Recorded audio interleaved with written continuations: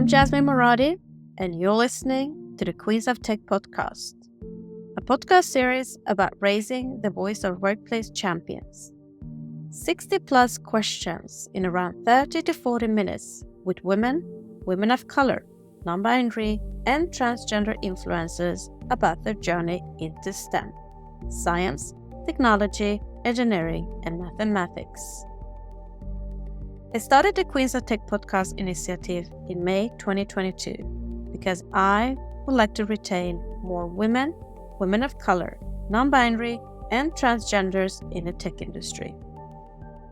Talent is out there, but our work environment needs to improve for all to feel safer, stay authentic, and to be valued for our contributions.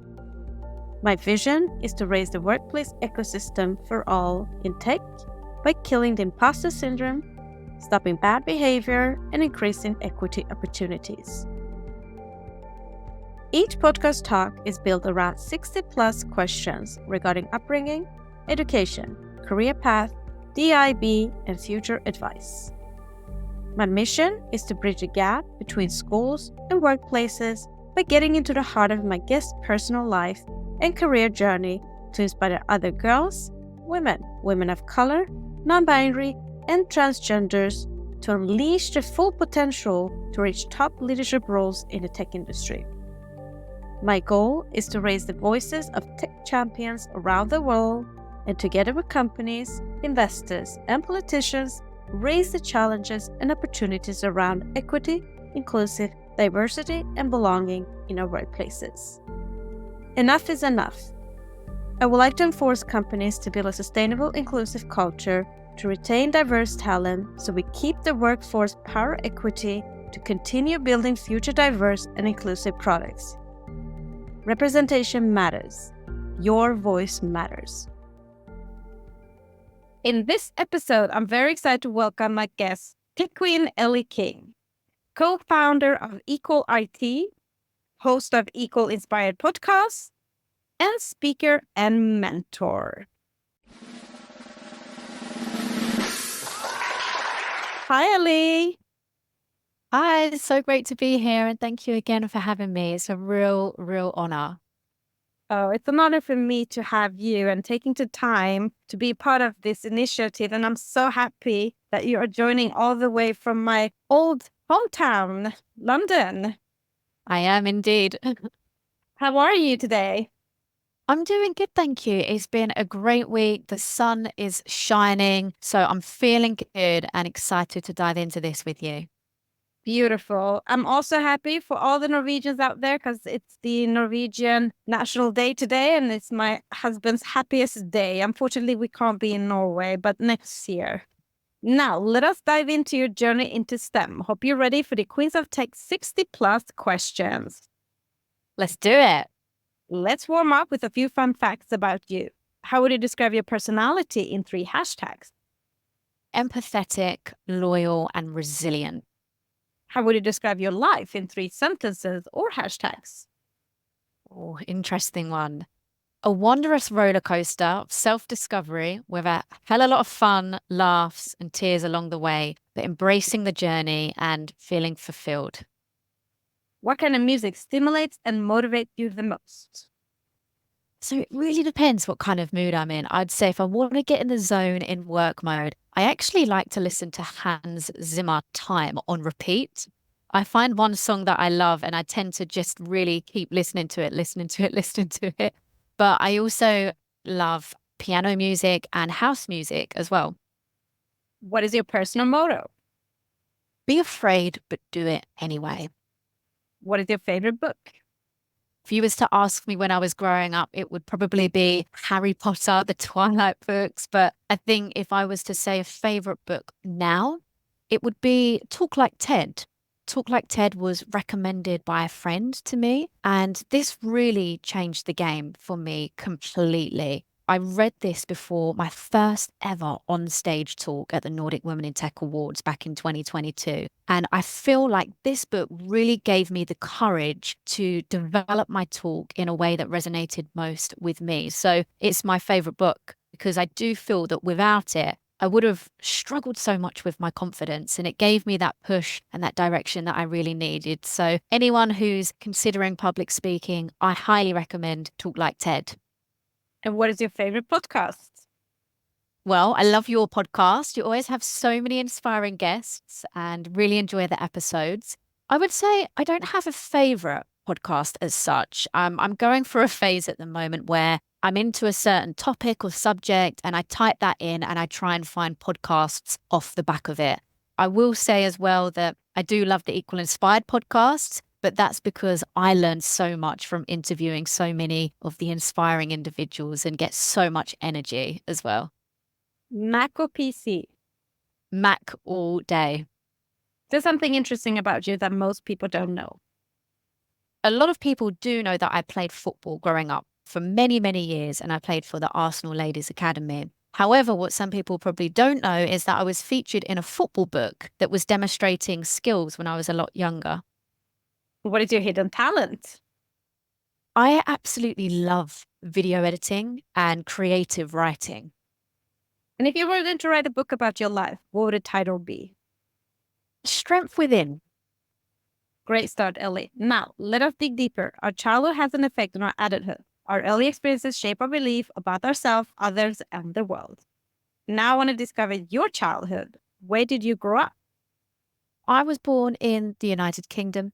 I grew up in a place called Essex with my family. What was your dream job as a child?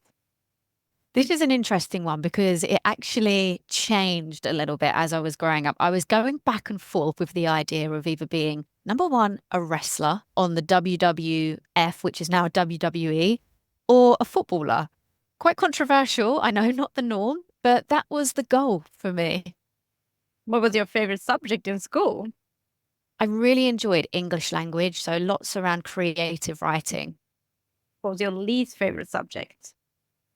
Although I feel I'm really creative, art was probably a subject that I didn't enjoy so much. And I think it's because I just lost interest in the things we had to draw. If I was able to draw things that resonated with me and that I really liked, I feel like I would have thrived so much more in it.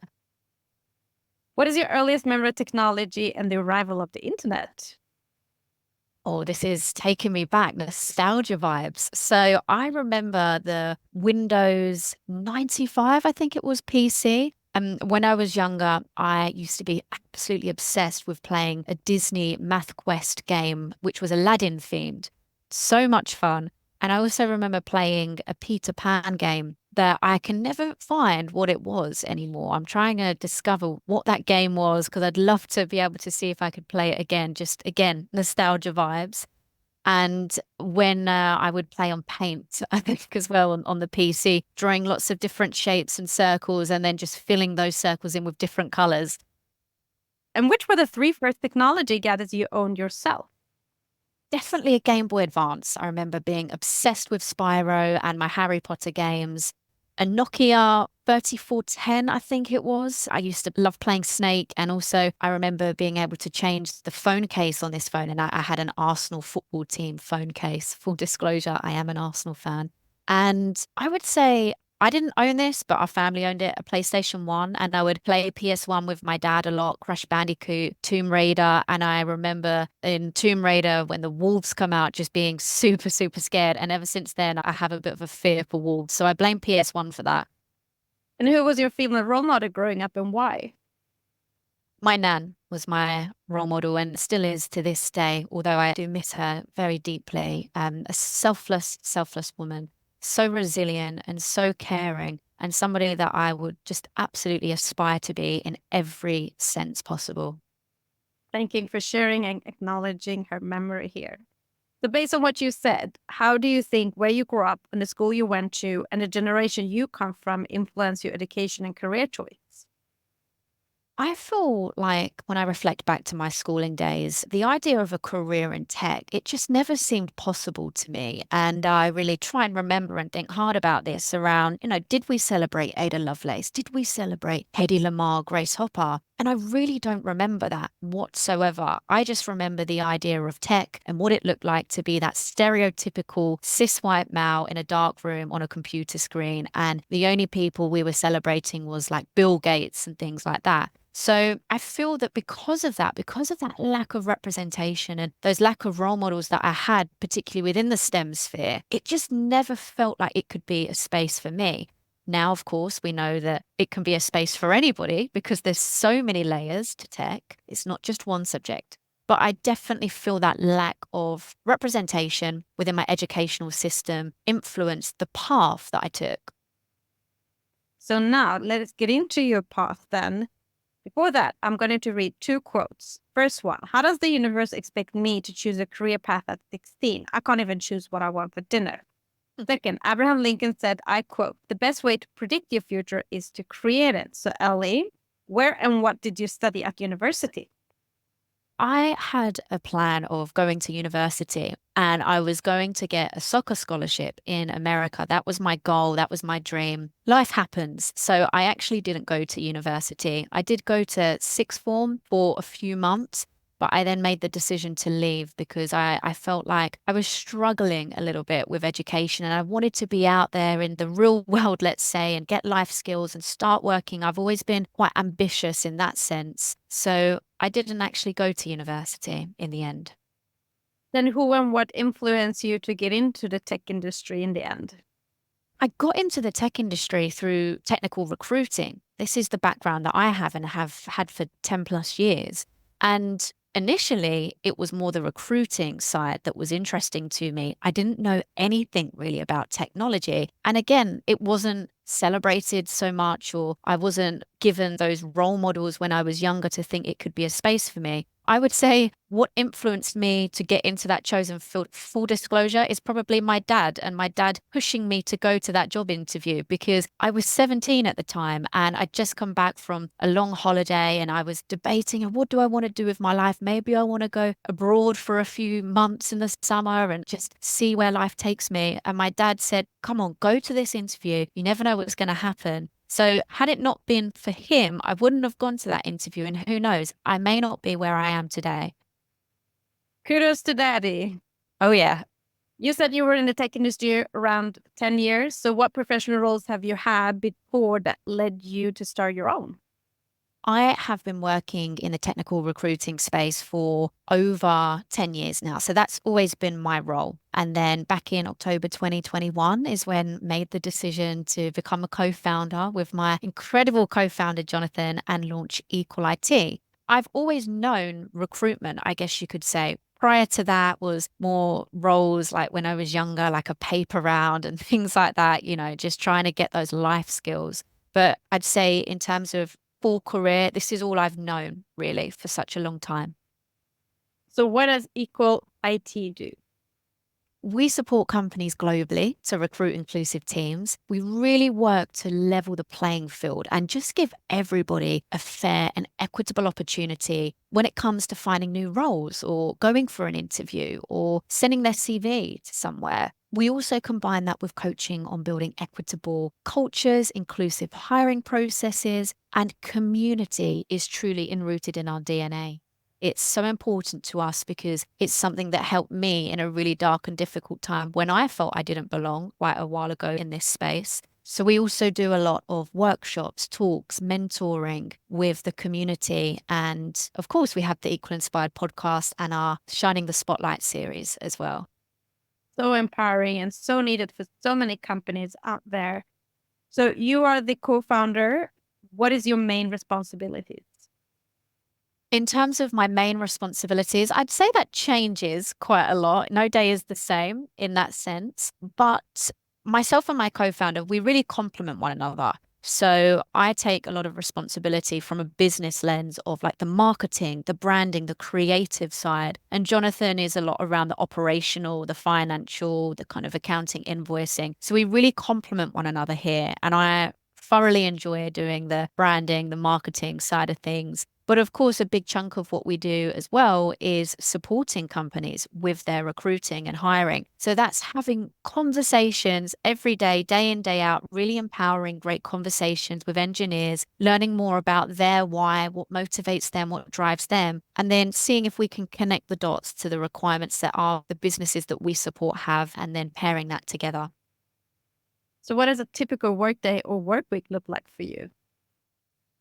No day is ever the same, which is what I love, which is what makes it so exciting. And I love that human connection is at the forefront of all that we do. And that makes it really enriching for me. So I would say, if I was to define it, it's conversations, conversations, conversations. Having a lot of really great conversations around recruiting, around diversity, equity, and inclusion, around community, whatever this bubble may be that we care about and our values, these are the conversations that I'm having every day. So that is, I guess, how I would define a day. I would say a non-negotiable for me is every Sunday, I spend a lot of my time creating content for the company and for our own personal brands, creative writing, editing the podcasts, and wearing those different hats as well. But I actually really enjoy that. I find video editing quite therapeutic, which some may find a little bit strange. But for me, it's like my brain constantly has hundreds of things going on. And when I'm video editing, it's like I just have focus on one thing.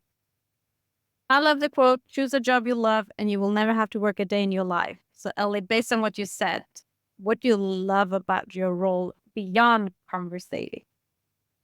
I love that quote as well. And I have to say, I feel so genuinely lucky to be in a position where I do wake up and love what I do every single day. For me, what I love is genuinely making impact. I'm genuinely being able to connect with community and learn from so many people as well, because I'm certainly not the finished article. And especially around diversity, equity, and inclusion, we're continually having to learn, evolve, and adapt. There's always new things we should be doing. So learning for me is what I absolutely love. And then also those moments where we've helped somebody, for example, find a role or support them with career advice like 2-3 years ago. And then we're coming into contact with them again. And it's like a full circle moment. They're in roles, they're thriving, they're achieving. I was just at the Women in Tech conference in Sweden last month, and an experience like that happened to me. So I hosted a lecture at Hyper Island University for data analysts on how to prepare for the job market a few years ago. Got talking to a wonderful individual at the conference, and we said, okay, let's connect. And then we shared each other's LinkedIns, and we was already connected. And then the penny dropped, and we looked at each other, and we realized that, wow, we've already been connected in some way. And it was just such a nice feeling because she was so grateful and thankful for all of that advice that I shared with her as well. So those moments really like genuinely warm my heart so much. That's a beautiful experience.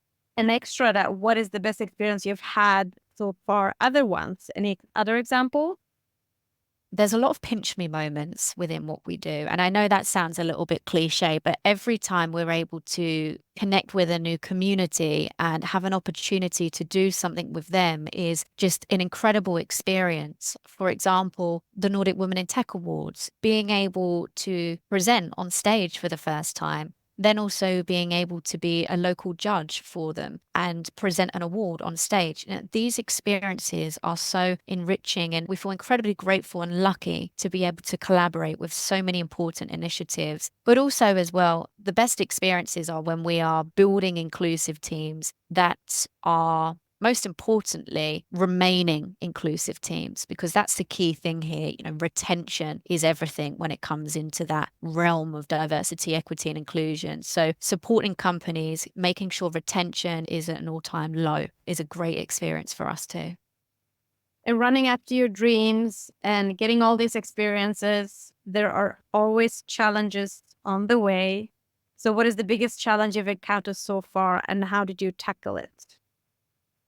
Yeah, you're not wrong. There are challenges, but I love challenges, right? We learn the most when we go through challenges. I would say actually launching Equal IT, we are a bootstrapped business. So in the early days, being mindful of that, making a lot of sacrifices. We launched at a time that COVID was still a lot of uncertainty around that. So navigating that a little bit as well was quite difficult. So we had to just really prioritize things. And also how I tackled that was continually remembering our why we're doing this, the bigger picture in all of this. And it made everything so much worth it. I remember within the second week of us launching, when we needed to be just full speed ahead and had all this energy, I also caught COVID for the first time as well. So for about 2 weeks, I was bedbound and I was really struggling with it. So that was a challenge in itself. You know, you're starting something, you've launched, you've got all this energy, you want to have these conversations, and you can't because you are quite literally in bed, and every time you lift your head up, your head is thumping. So that was difficult as well. I tried to do what I could where I could, but also remembered to just listen to my body. It needs rest. And yes, it's not ideal having 2 weeks of not feeling great. However, you'll be back stronger than ever after that. So having to make those sacrifices.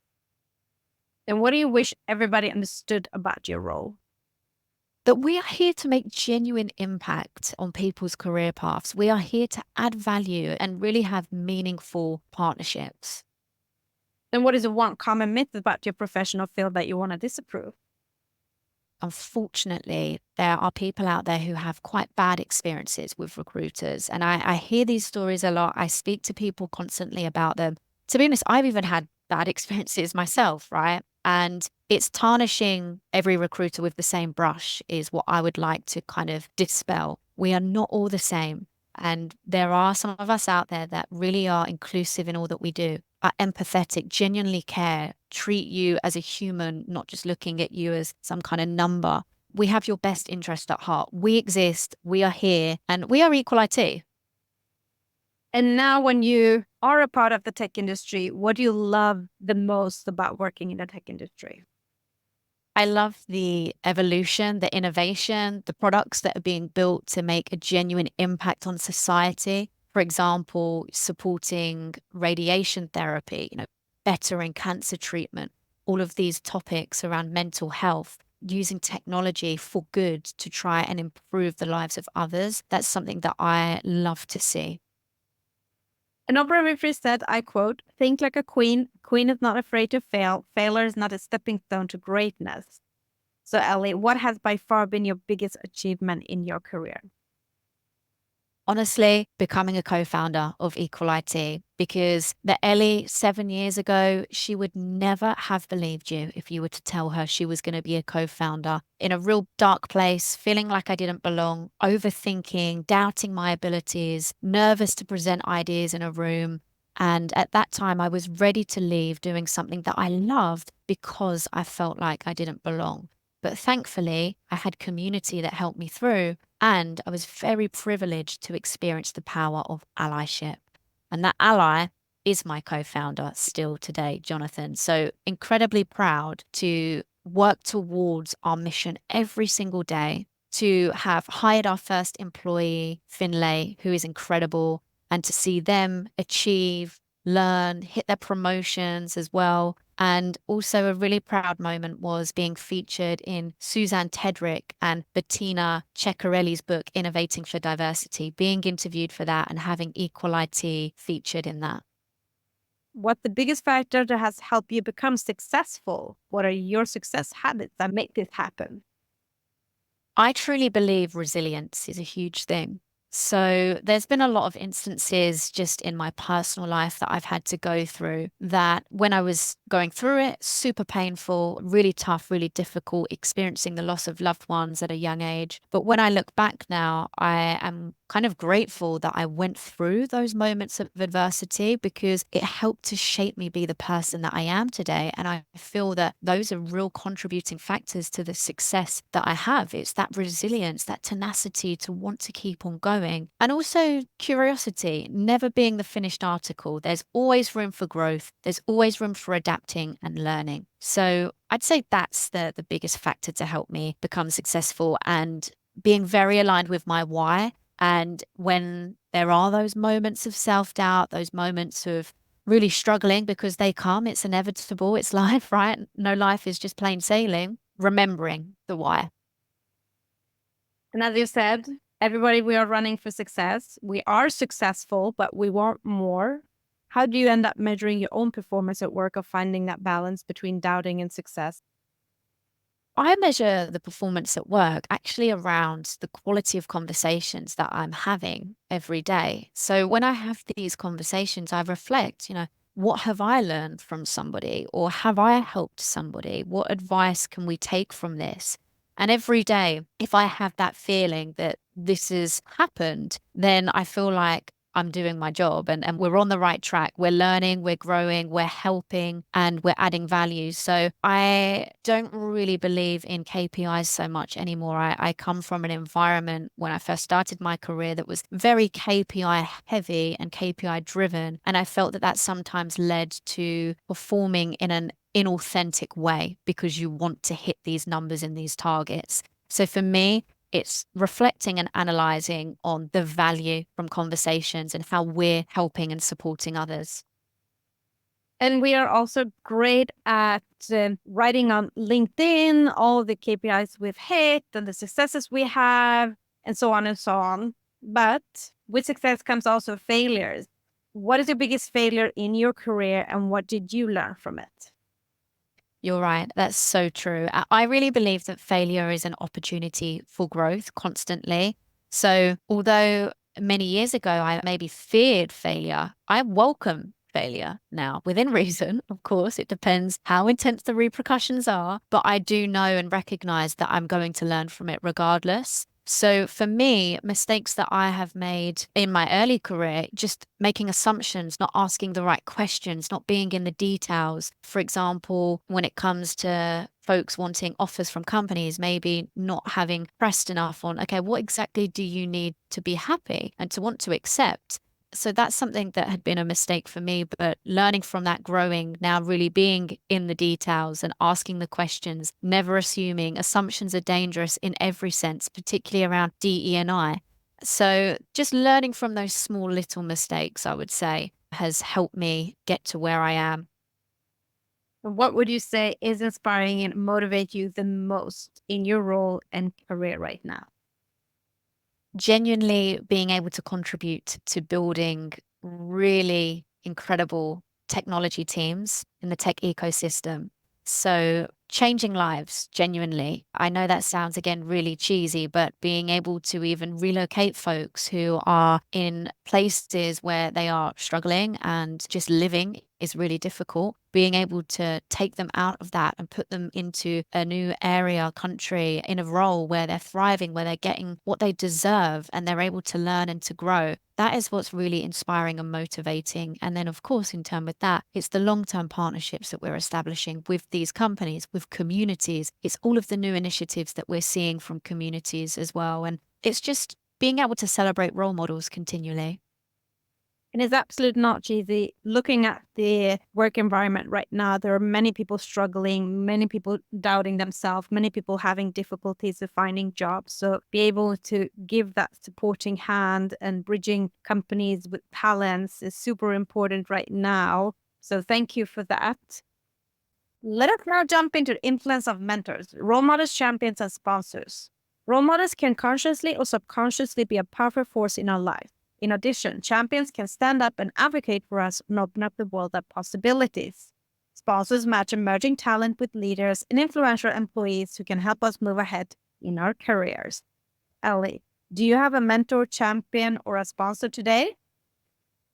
Truly, my co-founder is someone that really is my champion and my sponsor. They have been that for the past, like probably 8 years, but more so today, definitely helping me to come out of the comfort zone when my inner imposter comes in, which it likes to creep on my shoulder every now and again. And I'm trying my best to find that winning formula to completely make it disappear. But Jonathan is a really great support system to help me go for it, be afraid, but do it anyway, and to push those boundaries and reinforces the strengths that I have and the skill sets that I have. So very fortunate to experience that.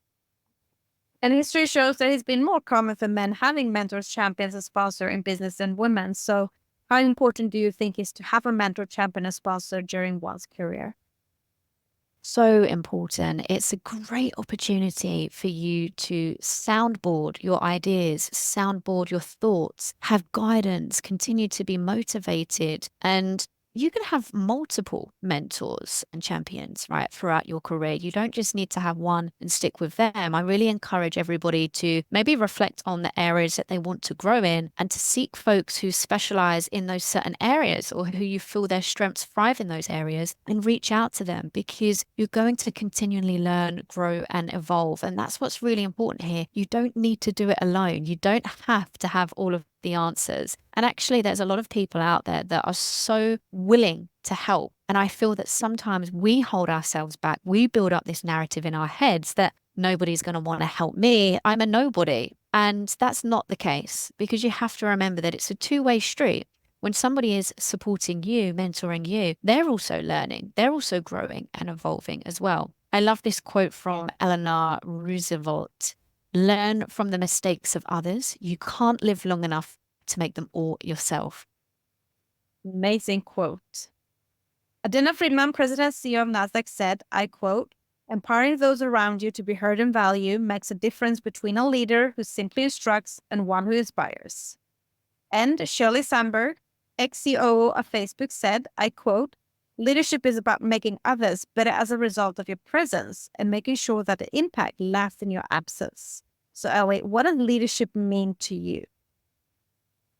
As a leader, I believe that you are very much the editor, not the author. So I feel that it requires so much humility, adaptability. And for me, it's really about igniting that spark in someone, whether it be an interest to try something new, to come out of the comfort zone, but guiding folks to get to that point. That is what it means to me. What do you consider a good versus a bad leader? A bad leader is somebody who really leads with their ego intact, doesn't necessarily listen, continually makes assumptions, and doesn't necessarily read the room in certain scenarios, particularly when a specific community or demographic is going through something very painful, not being able to relate or, I guess, read the room in terms of how to go about that. And this is where the humility part and empathy comes in. A good leader is somebody who is positive role model in every sense. And that actually also means that they don't have to have all of the answers. So being able to own that and take accountability that, hey, we're in this together. I might not have all the answers, and own what you do and what you don't know. I feel that there's a lot of power and vulnerability, and that now more than ever is making great leaders. And who's your favorite female non-binary or transgender tech leader and why? I have so many, to be honest with you. It's really hard to pinpoint just one, because everybody that I speak with, I work with, truly inspires me. Thinking about a leader would be Mina Bustrom Nakisanovic. She is a 2-time gold medalist in swimming and also a engineering leader. And I really love how Mina shares how her background in sports contributed to being the leader that she is today. Really energizing, fantastic at public speaking, and really inspires me through her storytelling approach. So Mina is someone that inspires me. But as I say, there are so many leaders out there, community leaders, Simi Soleri for the Women in Tech Dorset community, Plamena Shaniva, Nordic Women in Tech Awards, Alexandra Shobataru, Fem Lead podcast. There's so many for me that I love to celebrate. You also have a sport background as a footballer. How would you describe yourself as a leader? I would describe myself as empathetic and humble, super energetic, super open-minded, and somebody that just loves to coach, loves to guide, loves to ask questions and be curious. But most importantly, really trying to ignite that inspiration again in somebody to achieve something, to try something new, and just always having an open ear and an open door policy, I guess you could say. And as a leader, what values are the most important to you? Active listening, super, super important. Empathy, being flexible, being able to adapt as well, because again, it's not a one size fits all. Much like with diversity, equity, and inclusion, every person is unique and every person has a different learning style or a different way of thinking. that is preferred for them. So it's adapting to that and understanding that, and just seeing people as humans first and foremost. And what leadership lessons have you learned that formed you into the leader you are today? I have seen when things can go wrong, in the sense of folks maybe having too big of an ego, having a lack of empathy, a lack of transparency, and experiencing these types of things and seeing the backlash, the domino effect that it has, experiencing personally the feelings that it induced in me when there was a lack of empathy and transparency. That's really helped to shape the leader that I am today. So what are your 3 strengths and 3 weaknesses? Attention to detail is a strength now. Like I say, that was a mistake that I made a long, long time ago. And now I think I overcompensate maybe. So attention to detail, grit for me, I really believe is my superpower, the ability to keep on going even in difficult times, and bringing people together as a community, that sense of just having conversations and making introductions and wanting to create this sense of community. Weaknesses, I would say getting a real true grasp and hold on work-life balance, because it's an interesting one. For me, when I'm working, I don't feel like I'm working because I'm energized, I'm inspired. There are days when it's difficult, of course, and challenging because life gets in the way, but it doesn't feel like work. But it's trying to find that balance of, you need to switch off a little bit, have some time for you, do something that you enjoy, that fulfills you through a different lens. So that's a weakness, something that I'm still working on at the moment. I can maybe be quite reactive in the sense of emotions, and it comes from a place of passion, I feel, and just wanting to get things done and wanting to get solutions in place. So just taking the time a little bit more to sleep on things. It's not the end of the world if you take a little while longer to make your decision. And if you were to ask my co-founder, probably that I'm quite messy. My desk is quite messy. I'll take ownership of that. That's a weakness of mine I need to work on. So let us now jump in our hottest topic in business today and your expertise area, workplace culture, unlocking the power of diversity, equity, inclusion, and belonging. Ellie, you were mentioning it before about belonging and not belonging. So what does diversity, equity, inclusion, and belonging mean to you personally? I'm going to tie this into my football background. I'm going to use a bit of a reference to this. And actually, this was shared by an engineering manager I know in Stockholm a few years ago at a conference we was at. Diversity is having different players on the football pitch. Inclusion is passing the ball to everybody in the team. Equity is making sure that everybody has their individual pair of football boots that is tailored to their shoe size, their preference, whether it be studs or molds, whatever shoe that they use. And then belonging is feeling that you genuinely belong in that team. And the thing with belonging, it's a feeling. You can't tell somebody they belong. They have to feel it from within. And I think that's why a lot of companies struggle with that, because they make assumptions that, oh, everybody in our team belongs. Well, have they told you that, or are you just assuming it? Because it's a personal feeling. It means that everything, diversity, equity, inclusion, and belonging, it's a beautiful blend, and it's essential for this modern world, for all of us to thrive, for all of us to progress. And it's an opportunity, when we encompass all of those things, for people to thrive and to be their best self. And again, it's something that we're having to continually adapt and grow around. And what do you consider being 3 to 5 signs of good company culture if you were to join a company ever again in the future? First and foremost, it would be walking the talk in terms of their values, in terms of their diversity, equity, and inclusion mission. Yes, it's great to see diverse imagery on a website, to hear that they talk about diversity and inclusion, for there to be a page on the company website that just speaks lightly around diversity and inclusion. But when you actually put the magnifying glass into that, what is a company actually doing to support that from a wider mission? Are they putting their money where their mouth is? Are they investing in initiatives? Are they investing externally in communities that are working to bring more inclusion in tech, that are working to bring underrepresented folks into educational boot camps in tech?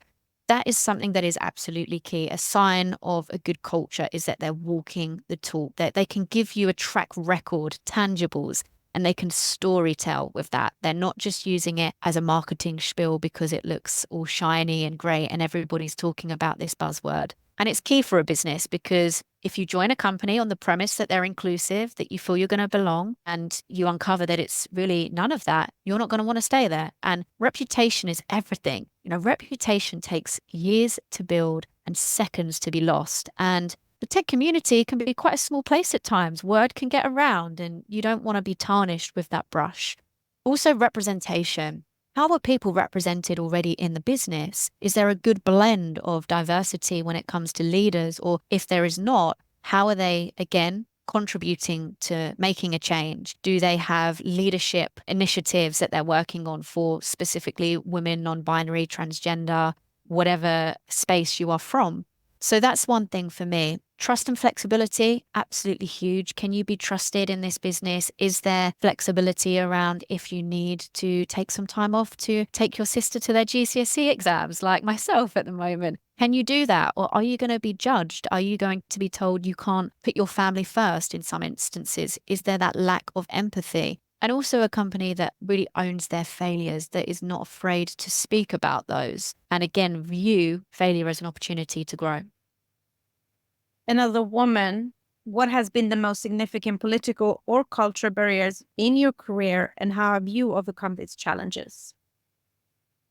I would say that confidence has been a thing for me. If I reflect probably 10 to 8 years ago, having a lack of self-belief and confidence because a lack of representation, I couldn't be what I couldn't see in the space that I was in. Very heavily male-dominated space. I was the only woman in a company for quite a long period of time. And I would say that maybe unintentionally that had an impact on me. I felt that weight, I felt that burden at times, and maybe I didn't feel as supported as I could be. And in turn, it led me to masking who I really was to fit into this culture that I had found myself in. And there is the study from Stonewall, you're 40% less productive if you can't be your true self or your authentic self. So I feel that that definitely had an impact on me, that whole aspect of masking to fit in, impacting my confidence. But to be honest, even just through growing up, I guess I've always been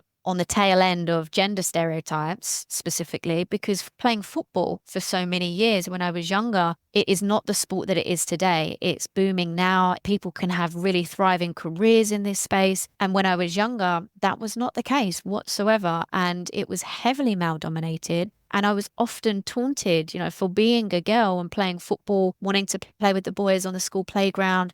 What do you know? You're a girl. All of those comments. So I feel that maybe that also impacted me in some ways, actually. And what do you think is important for more women of color, non-binary, and transgender to join the tech industry today?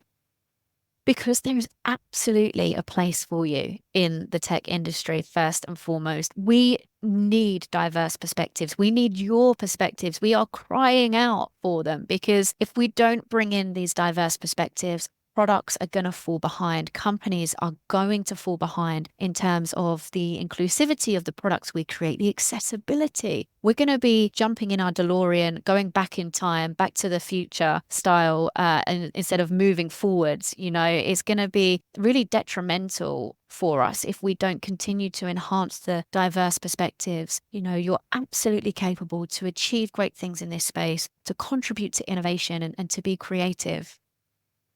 And DIB is your entire world. So how do you speak with your colleagues, peers, community about the DIB challenges? For example, salary gaps, promotions, etc. It's so important that we have these conversations continually. We raise this awareness, and it's great that companies are jumping on this and getting involved a lot more as well. But I do want to say that the power happens in action. We can spend so much time talking about it that we don't change our policies, or we're just overthinking everything. The power happens in the action, and that's something that's really, really important. In terms of approaching the discussions, first and foremost, it's not a one size fits all. Again, I know I've said that earlier, but it's around adapting to each individual, their needs, their challenges, to uncover what is the problem, what are you struggling with, how can we alleviate those pain points and support you, where do you need more investment in. So having a conversation first and foremost, and adapting and tailoring it specifically to the needs of each individual. Also, you don't have to be moving mountains to be taking steps in the right direction for promotions, salary gaps, anything within diversity, equity, inclusion, and belonging. Often I feel that, again, there is this stigma that we have to be doing these huge, grand gestures, moving mountains to make any form of impact. I can tell you now, it's the little things, the little and often things consistently when you break things down that make the biggest long lasting of impact and the most sustainable change, and doing that consistently. So having conversations around that as well, reinforcing that it's these small things, they make a huge difference, trust us, and just being really transparent. A lot of companies that we work with, when we've been working with them and advising them, something that's worked now really well with them is introducing transparent pay within the company. So everybody is understanding of who is on what salary, what are the boundaries for the next step, what does the career path look like, what does that salary look like?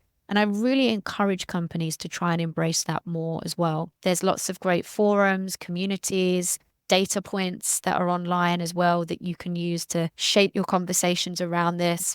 And also, a way in which we have conversations on these topics is, of course, through the Equal Inspired podcast as well. You know, it's very open, at times quite vulnerable conversations around the difficulties, around how they've overcome them, around strategies.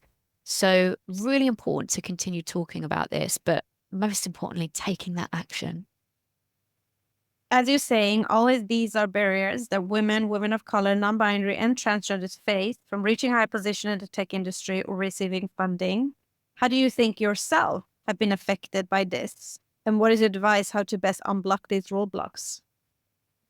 Again, an environment that I was in when I was overthinking, I was doubting, I felt like I didn't belong. That had a big impact on me because, like I say, that person would never have thought they could have been a co-founder. For me, it was being proactive in reaching out to community. And although this was very scary, being quite open and vulnerable with the challenges, with the struggles that I was going through, because through that power of conversation, I was able to build that support system. I was able to uncover solutions. And although it really sucks to hear anyone else going through a difficult time, it did reinforce to me that I wasn't alone. And that's the sad thing about it, you know. But when you're going through those things, it can feel like a very lonely space. So I truly encourage you to try and be open with somebody and know that you are never alone. There is always a space for you, or there's always a community. So that is one way I overcome that roadblock. And again, like having a sponsor in Jonathan truly helped me to overcome those roadblocks, continually calling out the behaviors that I may have experienced that weren't okay, helping me to reignite that flame within me, that spark that I could do these things. And I would say that actually, since becoming a business owner, one thing I have noticed is a lot more bias, actually. I feel like I'm feeling this a lot heavier now. I will share an example. I went to a meeting with my co-founder, and I want to look at this through the lens of having a male co-founder. And I went to this meeting, and the assumption was when I arrived that I was my co-founder's PA, and I was there to note take potentially. Now, nothing wrong with being a PA. Power to PAs, wonderful jobs, you're changing lives. It's more the assumption that I had the problem with. And again, as I said, assumptions are dangerous and you have to have a thick skin with that. I go about my time now just ignoring it or trying to correct somebody when they make such an assumption. But I wanted to share that because I know that it's something that others are experiencing as well. And it's just totally wrong. I've experienced it too, so it's great that you are talking about it. You mentioned before that DIB is like a buzzword and companies are putting beautiful pictures on their websites, on their social media, sponsoring events, but they do this and they spend a lot of money to attract women of color, non-binary, transgenders. However, at the same time, they're finding it hard to retain them.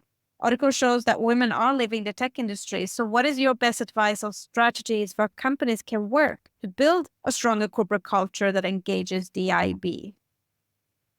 Yes, the statistics are scary, aren't they? Women are 46% more likely to leave tech than men today, I believe. And it's first and foremost investing in the right training for your leaders, for your teams. That's something that's really important.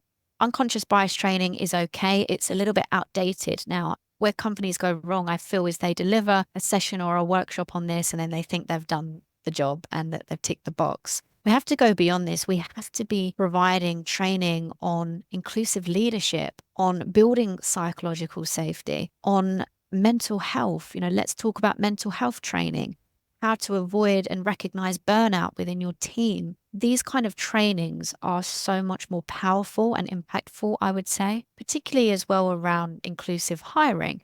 So, how to interview. A lot of managers that we bring into businesses, for example, they're not necessarily trained on how to interview. The assumption is, okay, you're a manager now, so you can take these interviews, but giving them a North Star on how to be inclusive, on how to be aware of their own biases, and how to ensure that the process is being accessible is super important.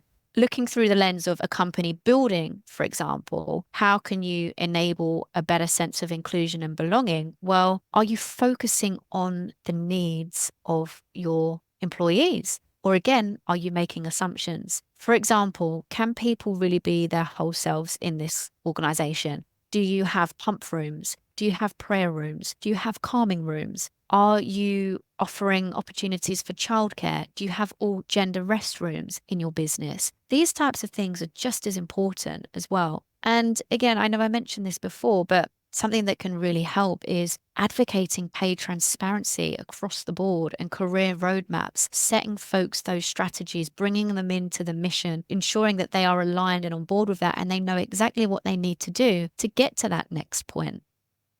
Great strategies, Ellie. However, what would you say are the few factors of challenges of implementing exactly what you said and a DIB culture in a workplace and in the tech industry today?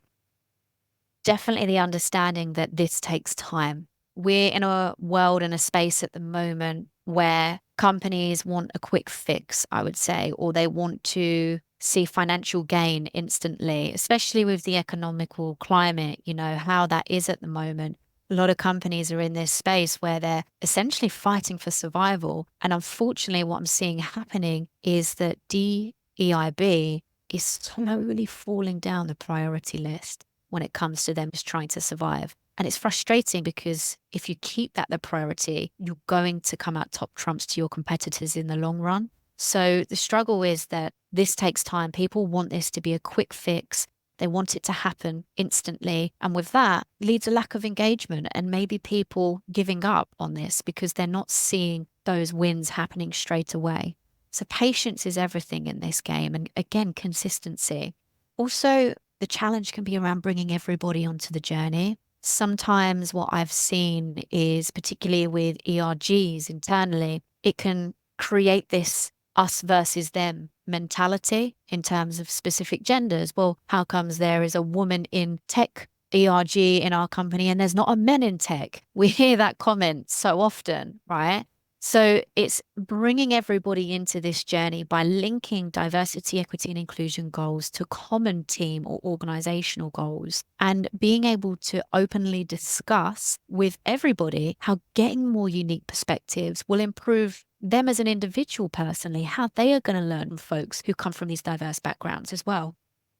Does DIB has to be a program that is fading away based on the ability to put money on it? Can it just be a business value in the core business?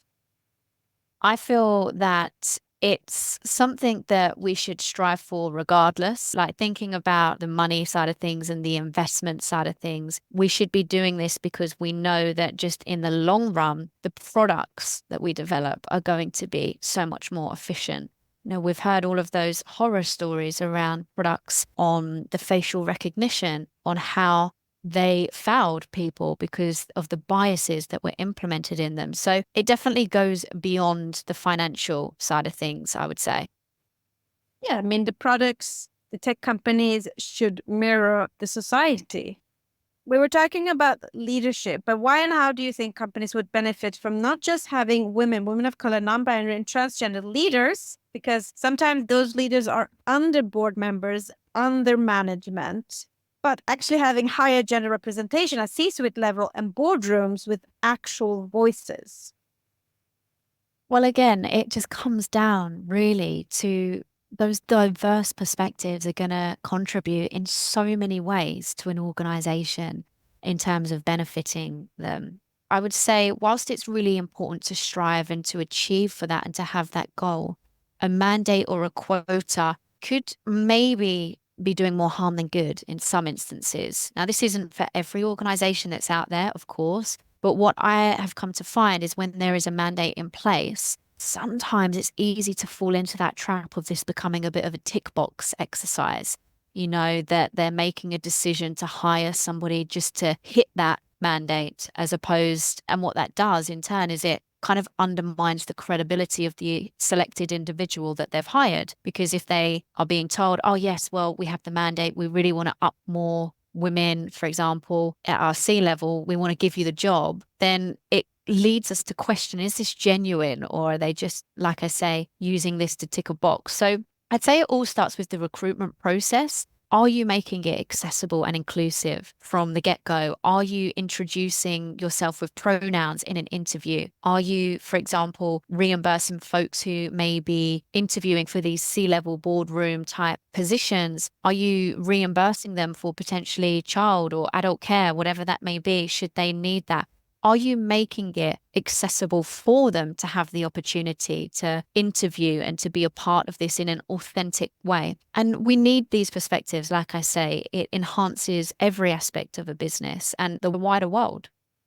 Once again, great strategies. You and your team work every day to implement the DIB in the companies.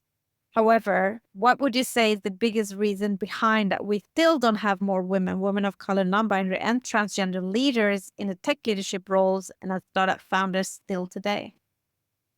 Representation, I would say, representation. We have a lack of that still to this day. And this is why podcasts like yours are so important to spotlight these role models, these folks who are in leadership positions. So people who are coming through the ranks, the next generation of innovators, they can watch the stories, the journeys, they can uncover that it wasn't easy, but they got there and they managed to now be thriving in the roles that they are. So representation is everything. Without that, we often question if these spaces are for us. Is it possible? It leaves us to overthinking. You know, we can be our own worst critics at times, and particularly when we feel like we have to outperform our male colleagues twice times more, for example. It leads to a lot of overthinking and can be quite negative. So representation, I feel, is a big problem.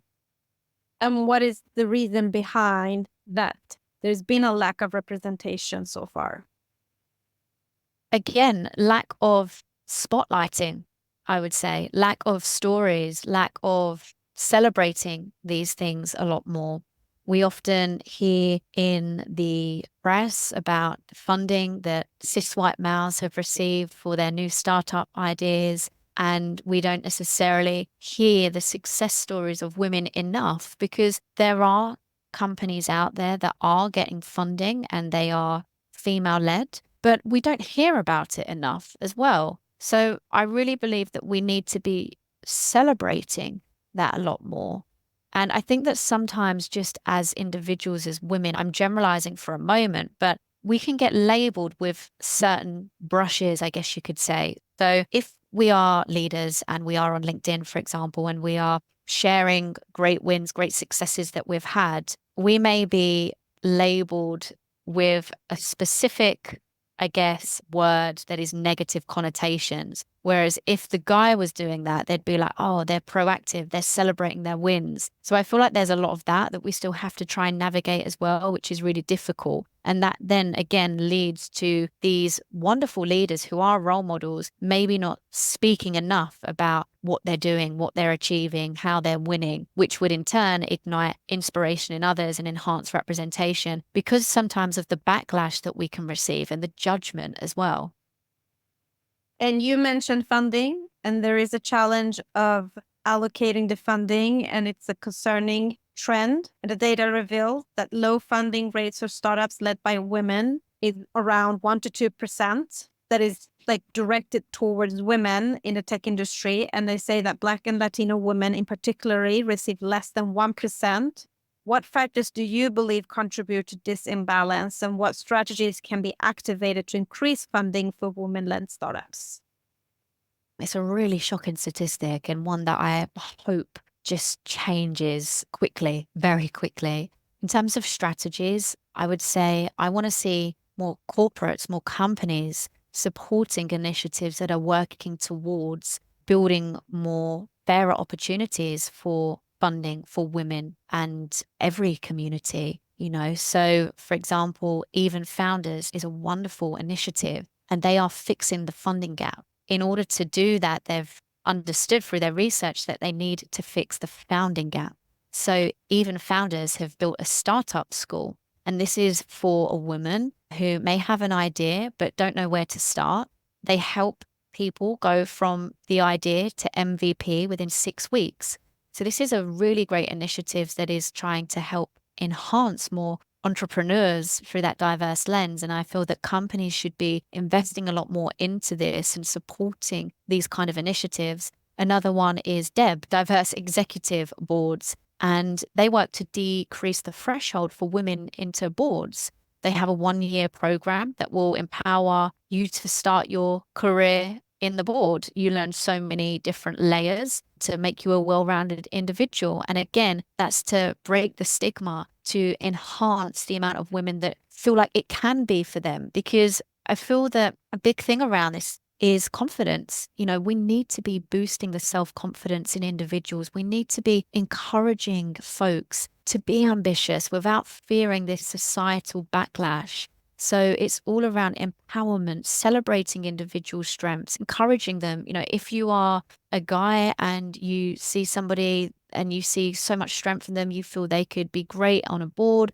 tell them that. Tell them what stands out that from their skills perspective. Guide them to resources if you can. Make introductions to connections that you might have that can open up windows. So really try and take it upon yourself to be that person that opens up doors for others.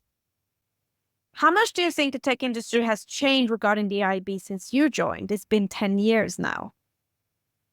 It's definitely changed. And this is a great thing in the sense of there's a lot more awareness. There's a lot more conversations. I'm seeing a lot more companies who are trying to create these initiatives to make a change, which is great. So there's the increase in conversations.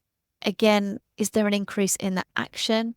Sometimes I feel like maybe we are taking steps back in that sense. And again, like I mentioned with the budgeting side of things, currently seeing companies really devalue DE&IB and not having the budgeting towards it, cutting the budgeting, not making it priority. That makes me feel very sad, very nervous that we're taking steps back. But as a whole, seeing a lot more conversations, which is key. And looking back on your own career, what one thing would you have changed in your working environment to break the bias? To be more brave, to speak up, to call out the behaviors that aren't okay, that could then go on to help the next person in my position. And looking forward, what will you do as the amazing leader you are, running Equal IT, talking about it in your podcast, helping people to find their dream positions? How would you help to improve the bias for the next generation of women, women of color, non-binary, and transgenders in tech? Continue to educate, continue to spotlight the great stories of so many wonderful individuals from underrepresented communities who are achieving, to give them that space, especially folks who maybe wouldn't think to talk on a podcast or to talk on a webinar. Give them that opportunity to do that so we can continue to spotlight those stories and enhance the representation. Beautiful. Thank you for all your amazing work. And working, that you do a lot. So let's move on to another hot topic in business today, which is work-life balance and mental health. Ellie, you have without a doubt a busy lifestyle.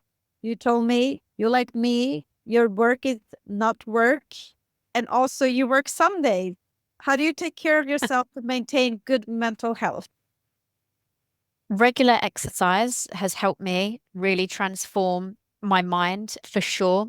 I actually stopped doing that for a long time. And now getting back into it, I've realized how much I need that to break up my day, to give me that time away. I go to a Pilates class every Thursday, which is incredible. It's so empowering. The teachers are amazing. The class is Simply Power Pilates. They're on Instagram for anybody to check them out. They do great videos too. But that in itself is a really energizing experience for me because I'm around really powerful women that lift me up. And I'm also exercising, and Pilates is a great way for me to calm my mind as well and just to feel really energized and refreshed. Have you ever experienced burnout? Not burnout per se, but I did take a break from this career. I quit my job and went traveling for a few months around Asia. And I feel like that was because it wasn't burnout per se, but it was at a point where I needed to just take some time for myself. And what is your advice on how companies can create a more mentally healthy workplace in the new now? Respect out of office boundaries for sure. If you are a leader and you want to reach your team, an individual, if they're on vacation, give them that space, allow them to enjoy their vacation and to switch off totally. That's something that is really important. I come from a culture, I guess, previously where it was almost you were made to feel bad to take vacation, or if you were to leave on time, you were looked at in a very funny way. So it's about respecting those boundaries and understanding that while everybody will give their all whilst in work, your work isn't your life. And I think that's something that's really important. So trying to respect that as much as you can. Flexible working arrangements as well, so important. Does an individual's situation slightly change in your team because of their family and they now need to work at home 3 days a week?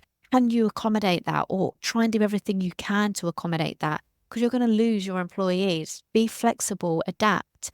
Are you allowing access to therapy resources, for example, to folks who are really struggling? Are you normalizing conversations around mental health? Are you breaking that stigma? I think it's really important as a leader, although it can be quite scary and daunting, to be a role model. So, for example, I go to therapy every other week and I openly speak about that. And that's not for everyone. People want to keep that private, totally okay. But by doing that, I hope that I'm making it comfortable for somebody to maybe approach me or ask me about that or how it's worked for me so they know that it's a very open door policy.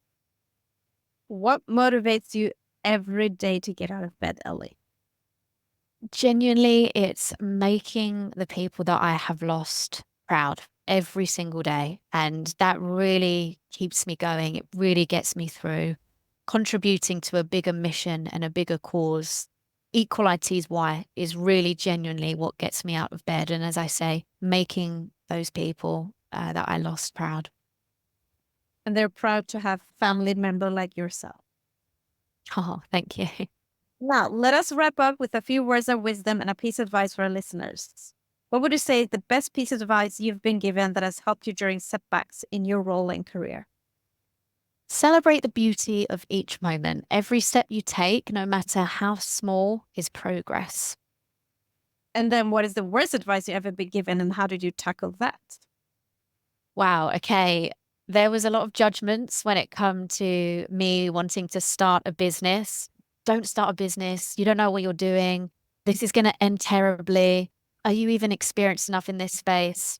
And I totally ignored them because I knew what I was capable of. I knew what our why was and I knew what we were striving for. And they're kind of eating a bit of humble pie now, seeing where we are today and what we're achieving. But believe in yourself if people try to tell you otherwise. I understand it probably come from a place of caring for me and worrying, and people fear the unknown, and coming out of the comfort zone. But just believe in yourself. And just go for it and try. What's the worst thing that can happen? You can go back to a corporate.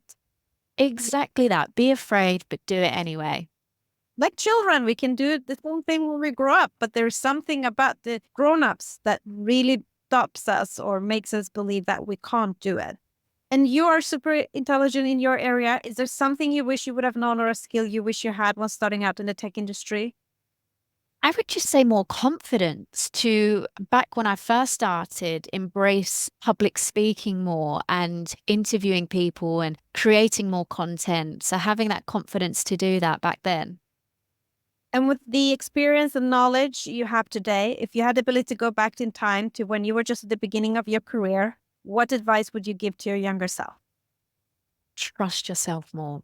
Difficult roads often lead to beautiful destinations. So just keep pushing through and trust yourself.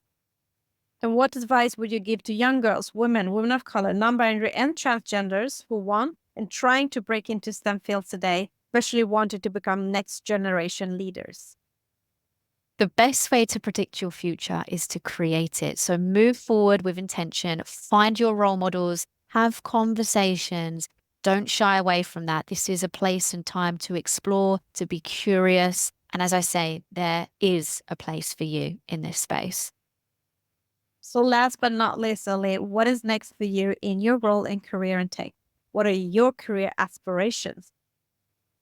I'm really excited to continue driving the mission at Equal IT, to continue enhancing the conversations we're having for our podcast, to continue building very talented, incredible teams with the companies that we support. So I'm just really excited in this moment to continue doing all of those things and taking each day by day. And I'm excited to follow your journey and all the impact that you are making in this area. Thank you very much, Ellie, for being a guest on the Queens of Tech podcast, sharing your journey will without a doubt inspire change and reshape company culture for next generation of women, women of color, non-binary, and transgender leaders in tech. Thank you so much. Thank you for listening. If you have worked in the tech industry minimum 3 years and would like to share your journey, please nominate yourself or somebody you know to i@jasminemoradi.com. For more podcast episodes and to learn more about the Queens of Tech initiative and to support us, visit queensof.tech.